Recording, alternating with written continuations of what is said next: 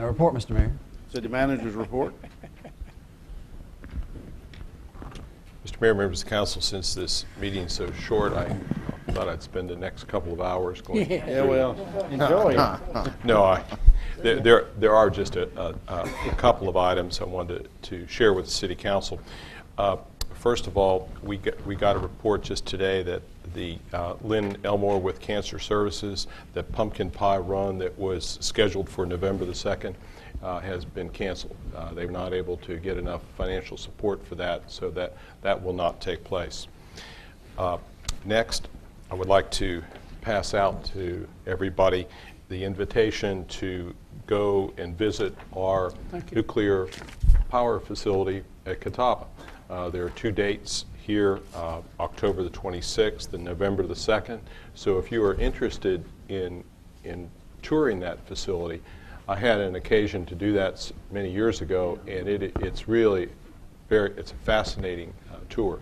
So any member of City Council that wants to do so, please let us know. Either contact Mr. Jakubczak directly or call us at the City Manager's office, and we'll be glad to coordinate that with you.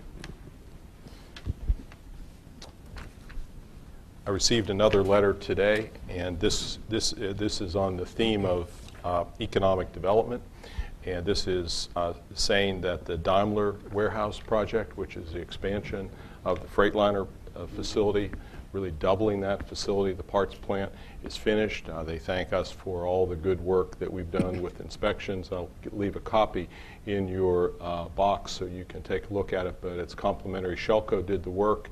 They said they're looking forward to working in Gastonia again. And for us, we really are very appreciative of Daimler making that investment here. Again, maintaining its 1,200 jobs with Freightliner in our parts plant here. And that matters a lot, and you don't get very many of those. And maintaining and keeping your businesses here, just like we were talking about Wix, is so important.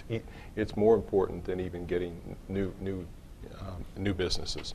I understand that we should be getting an announcement maybe next week on another new business coming to the tech park, but that's, you never know. That's the as soon as that announcement comes to me, it'll go to the newspaper and everyone else. So we're keeping our fingers crossed, and so we may have some more development there.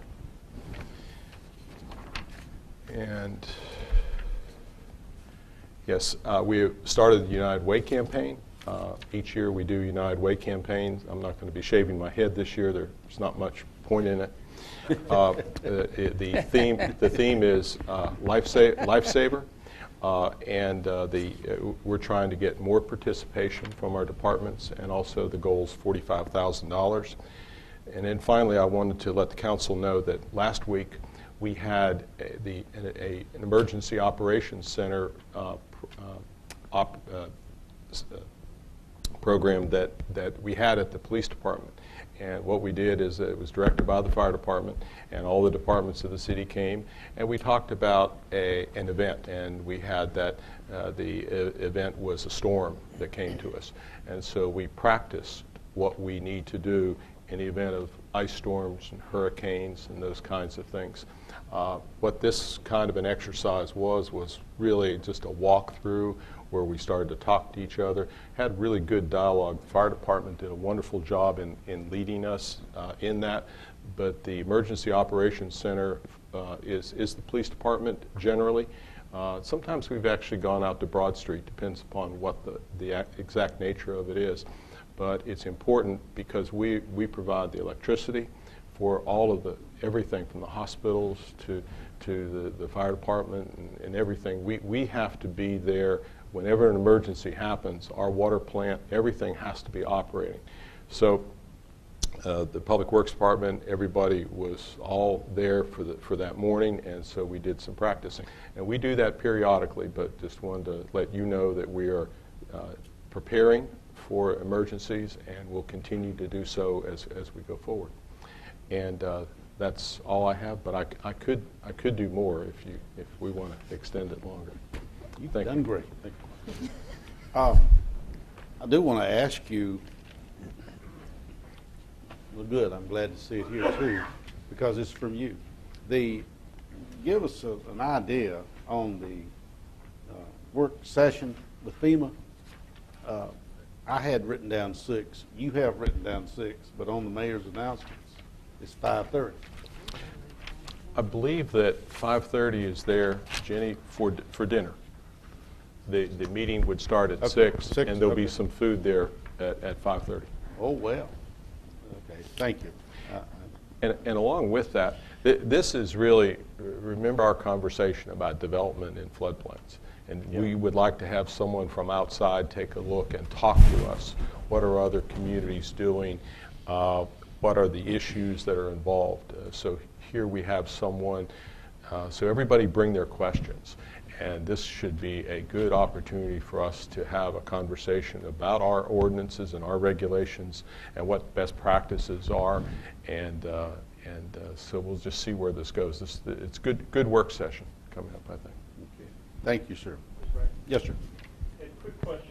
What are we looking at, or maybe for Paul, what are we looking at as an increase in power revenue, if we have any rough estimate on Daimler, their new facility coming online? Paul, I don't know if you, all right, because it's the way it was built, it is really warehouse storage. But the way they have constructed it and what happened with the first plant was as they moved into it, they began to bring more equipment in over time. And so the power piece of it may be larger as we move on, but it's not in of itself a big power user, right? Thank you. All righty. Before we get to the city council reports, you folks, anyone, we know them. Any comments you'd like to make, or just what? I'm sorry. School assignment. We sort of thought that might be the case. So that's great. Well, good luck. That's great. We're glad you're here. Thank you. City council report, Ms. Craig. I would just like to ask a question about the emergency management session that you had. Do we ever have combined city-county emergency management meetings like that, to where it's a combination? You know, we haven't had that city-county one for a very long time. I think I really only remember one, and it's been a number of years ago. Billy? Yeah.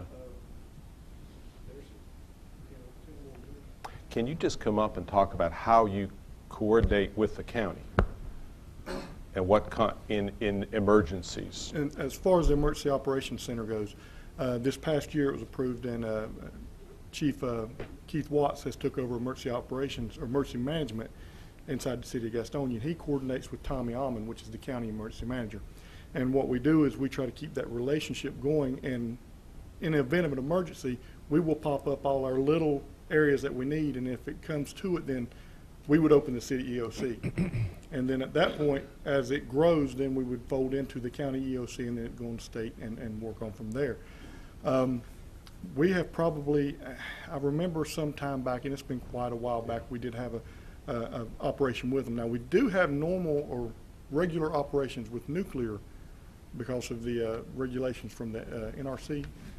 We have regular operations with them that way with the county EOC, but as far as the city and county, we haven't done it in a while. Well, I just remember years and years and years ago, I thought there was some kind of collaborative on something like that. When Jim Farr was the emergency manager for the county, we worked. We did quite a few that I can remember, but that was quite some time back. Okay. One of the first things that we do is we establish who the county liaison is. It used to be the assistant city manager. It is somebody who we then have as that direct communication link with the county. A lot of it depends upon the nature of the problem, and lately we've been getting ice storms. And so ice storms are something that really drives our electric department and Duke and Rutherford. And so the county themselves are not as engaged in those particular situations. But there may be others that they're extremely engaged in. And fire department, police department are the day-to-day contacts, I think, with county emergency management. Thank you. It was just a curiosity question. It's a good question. I went Saturday evening. My husband and I attended the Gaston Symphonic Band presentation at First Assembly Church. It was a fantastic presentation concert. It was free. They have a series that will be coming up during the year. So I would just encourage anybody that's listening and also the council to certainly take advantage of the opportunities. They did a fantastic job, just a fantastic job. I also, along with I'm sure some of the other council members, attended the 27 Forever event at Sims Legion Park. It was a wonderful event all day Saturday. It was kind of overcast, but it was nice it wasn't real hot or anything. So I'm glad that they had such a successful event, and that's my report. Okay, back to you. No report. Pearsall? Just to comment on the 20, is it 27 Forever or for Forever 27? I can't remember. 27 Forever, that event, and also the zombie walk we had in downtown. Both events were good, no problems, and I just want, while they're sitting here with Assistant Chief and Captain Smith, just thank you guys. Even Paul with the electrical department, I know they get involved with that. There's a lot that goes on with these events behind the scenes, and to the general public it just runs so smooth and there's never a problem, but if they only knew what went on behind it. So thank you guys, because you were split on those days, 2 different locations, but there again, not a hitch with either one of them, so we really appreciate that. Thanks, sir. Mr. Gallagher? Mr. Mayor, was at the opening of the new the hospital for senior housing. Councilwoman Craig was there, and Councilman Todd Pearsall. It's in his district. It was really, really nice. It was great to see the living quarters. Really, it's not what you think in terms of. They're spacious. Yeah, they're spacious and just very nice, very well kept, and they got 22 still available. So just want to let people know out there. The other thing is, next Wednesday night, the least of these is having a 10% dinner. If you go to Tavern 24 and you get dinner between 6 and 9, they will donate 10% of the monies that they collect during that time towards least of these for the foster kids of Gaston County. The last thing I have is Parkwood Baptist Church, the church I go to, had their 50th anniversary.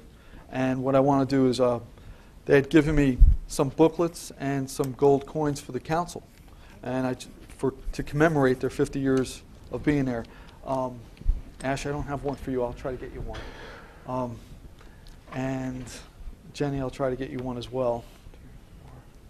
2, 4, 5. Mr. Mayor. And they had a service. They had M.O. Owens, who turned 100 years old. He preached the service at 9 o'clock, and he did a wonderful job. And the other gentleman that came in behind him was Ned Matthews. He was at the church for about 20 years, and he preached. And they've only had 3 pastors. So it says a lot about the church itself in terms of continuity. So it was very eventful. I hope you like them. M.O. Owens was here 2 weeks ago, and he just wanted to say thank you, and this is his way, right? And that's it. Thank you very much, Dr. Curley. Thank you, sir. I don't have a specific report, but I have kind of a question. Kind of had an opportunity to reflect upon the fact that we're kind of approaching the midterm of our terms on council, and I just thought we had the opportunity to, at some point in the not too distant future, maybe to create some sort of a work session or exercise in which we might look back and also look forward to the next 2 years. And I thought if the council was interested and the mayor was willing, that I would like to see us create some sort of a goal planning session or strategic planning session that we could, I mean, we all got our feet real wet now, and I think we all kind of know, for the most part, how this city government works. So taking that into account, I'm just wondering if you all would be interested in sitting down at some point and saying, okay, what do we want to get accomplished in the final 2 years of our term, and put that to paper. And I think in the budgeting process, it's really helpful for the city manager when the city manager sees the short-term and longer-term goals of the council, because the budget can reflect those goals. So if this is something that interests council, we can talk about it more, in the coming meetings, and set some time aside if again you all are interested in doing that. But I think things get done because goals are set, and if goals are set, then we have a direction in which to travel. So just something to think about. But I'd like to see us work in that direction. We all collectively, as staff as well as council and mayor, all have a lot of great ideas, and sometimes they come at us kind of helter-skelter, but if we can sort of collect them and then prioritize and see which ones are really doable and can be accomplished in this next 2-year period, I would really think that that would be beneficial to our city. So let's put our heads together and see what we can do to kind of work in that direction. I'm on board, Dave. Yeah. Good thought. Thanks. Okay. That's all. Okay. Mr. Kimball? Actually, two things. One, directed toward Mr. Munn. I thought it was a real good October printout we got on the conference center for the amount of events that we're having there. But I see that the last couple of months we have the number of patrons has kind of been left off. If we could go back and put that on again. Mm-hmm. But I think that this is, I guess, one of the most proactive months we've had there. I think it looks really good. And thanks for all your hard work. But I think that would also be interesting to see what the numbers are in addition to the patrons. Thank you. Okay. Second thing, wanted to commend our city attorney, Ash, for the work that you're doing on the this donation box ordinance. I was fortunate to attend the International Counterterrorism Officers Association annual conference on the West Coast all last week, and actually brought that up to the executive board, that I think that's an area that we're going to see a lot of cities, unfortunately, are going to be looking towards to target harden their cities in some regulation of those boxes. Certainly not to dissuade folks from donating, but only to make sure that there's proper placement and proper regulation of them. That's all I have, sir. Thank you. Thank you, sir, and thank everyone. I will say very quickly that I think Jim mentioned the ribbon cutting at the Highland Apartments. That was a wonderful fair, and found out Sunday that the way our city manager, he wears caps and all this. I think the way that the Panthers can win is I didn't see it. I didn't watch it. And every time I watched it, they sort of defeated. But I did go to sit in on the. I was on the committee to nomination committee for the League of Municipalities up at the meeting that was in Hickory that I think Ed Porter had been to. And I'm not sure who was picked today, but I know the committee of 12 did listen, and I enjoyed that, enjoyed meetings, a lot of folks.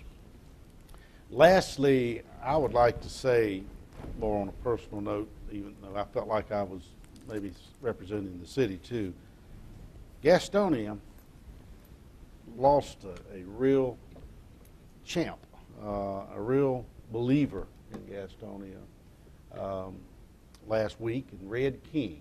And I saw him at that, Brenda, you and I were at the new Super Save store. I saw him up there when they opened it, and I asked him. I said, I've known him forever, and I said, you you help so many people. You saved so many people. You've brought the remains out of the water of so many people. And they brought that up at the funeral. But I said, how many children have you delivered? And through the life-saving group. And it was, the minister said 18. I thought it was more than that. And some of the babies were named after Red King. But we lost a great, great person when we lost him. He was a hard worker, but he loved Gastonia, and he loved volunteer work. And I want us all to remember his family. So if there's nothing else, I'll move that I'd like to have a motion to adjourn. Motion here, sir. Second? Second. All in favor? Thank you very much. Good night.